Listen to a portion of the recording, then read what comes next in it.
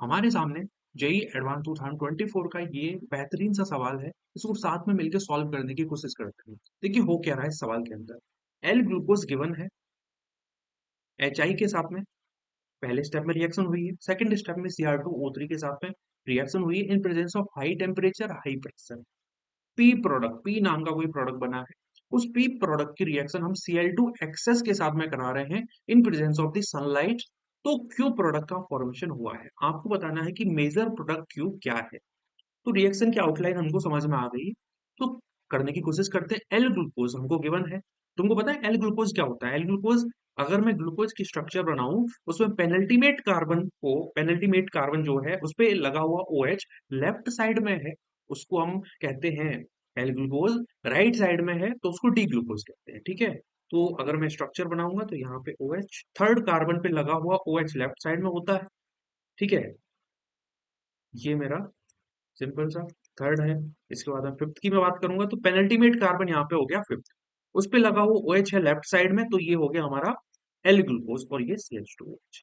जब इस L glucose की रिएक्शन हम HI एंड हीटिंग करते हैं तो यहाँ पे स्ट्रॉन्ग रिड्यूसिंग एजेंट की तरह HI काम करता है और फॉर्म करता है एन हेक्सेन। इसका मतलब सर जितने भी हमारे पास में ग्रुप्स हैं वो सारे के सारे, जितने भी ग्रुप्स हैं मतलब जितने फंक्शनल ग्रुप है, CHO है, ठीक है, एल्कोहल फंक्शनल ग्रुप है, वो सारे के सारे कन्वर्ट हो जाएंगे इसके अंदर। वो कन्वर्ट हो जाएंगे सी एल्केन के अंदर, यानी एन हेक्सेन बनेगा। एन हेक्सेन क्या है? अगर मैंने एन हेक्सेन को, मतलब पहला स्टेप जो है उसके अंदर एन हेक्सेन बना, एन हेक्सेन को अगर मैं ऐसे लिख दूं तो कोई तुमको मतलब डाउट, उसमें कोई डाउट तो होना नहीं चाहिए, सिंपल सी बात है। मतलब ये एन हेक्सेन है, देखो।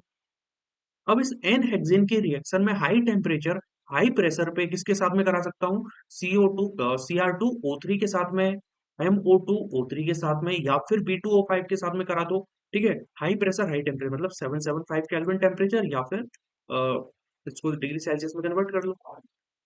और हाई प्रेशर पे मैंने इसकी रिएक्शन कराई। ठीक है। तो उससे फॉर्म क्या होगा? उससे फॉर्म होती है बेंजीन। बेंजीन बनेगी कैसे वो तुमको दिखाता हूँ मैं, देखो।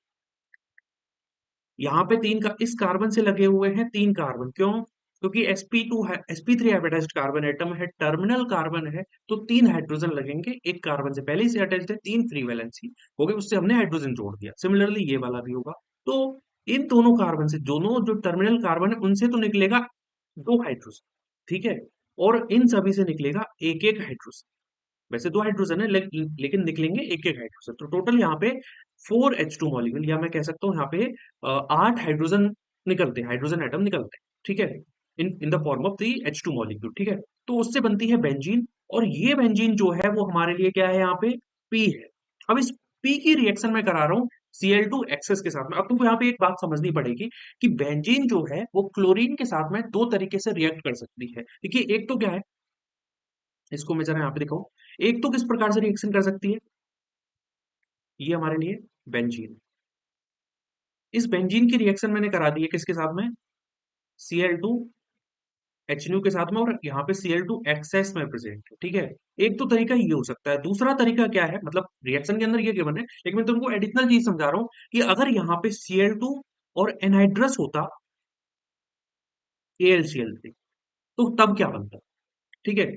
एनहाइड्रस AlCl3 की प्रेजेंस में जो हमारा बेंजीन है, उस इसमें लगे हुए जो हाइड्रोजन है उनको रिप्लेस करके कौन जुड़ जाता है? हमारा Cl जुड़ जाता है। मतलब यहाँ पे बेसिकली इलेक्ट्रोफिलिक सब्स्टिट्यूशन रिएक्शन होनी चाहिए, है ना?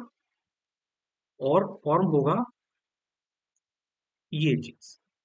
ठीक है। इस प्रकार से प्रोडक्ट बनेगा। ये तो है एनहाइड्रस AlCl3 वाला केस। अगर मैं बात कर रहा हूँ बेंजीन की reaction Cl2 excess in presence of sunlight, ठीक है, तब क्या होगा? तो यहाँ पे बेसिकली जो Cl है, तीन Cl2 अपन यूज करेंगे, मतलब हमारे पास में टोटल 6 क्लोरीन हो गई। ये 6 क्लोरीन इन सभी कार्बन के साथ में अटैच्ड होगी और रिजल्टेंट बनेगा PHC, बेंजीन हेक्साक्लोराइड इसको बोला जाता है। हाइड्रोजन भी होगा क्लोरीन भी होगा, हाइड्रोजन भी होगा क्लोरीन भी होगा, हाइड्रोजन क्लोरीन, इस प्रकार से हमारे पास में कुछ प्रोडक्ट का फॉर्मेशन होगा। वही हमारे लिए क्यू प्रोडक्ट है इस पर्टिकुलर रिएक्शन में। इसको बोलते हैं BHC। ठीक है। या फिर अगर इसका मैं फॉर्मूला आपके सामने लिखूं तो this is C6H6Cl6, that is why it is also known as lindane और 666, राइट। सो यहाँ पे अगर मैं ऑप्शन की बात करूं जो हमारे लिए सही होगा, वो ऑप्शन सही क्या है? ऑप्शन 4 हमारे लिए यहाँ पे सही हो जाएगा। Thank you.